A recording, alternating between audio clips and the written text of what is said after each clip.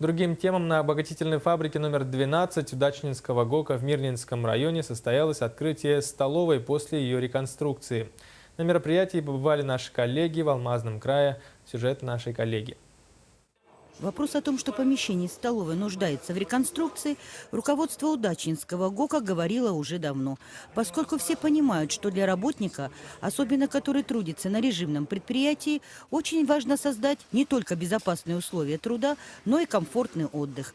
В процессе переговоров были определены подрядчики. И с 1 декабря прошлого года специалисты начали ремонт столовой на обогатительной фабрике номер 12. Если отделочные работы были проведены в полном объеме, то из замены стеновых панелей, полового покрытия, потолков, то относительно оборудования перевооружение было произведено всего лишь на 60%.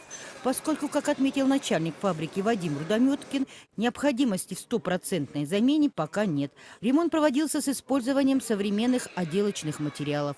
Однако декоративные панно ручной работы, изготовленные фабричными мастерами к 25-летию предприятия, было решено оставить, поскольку это наша история.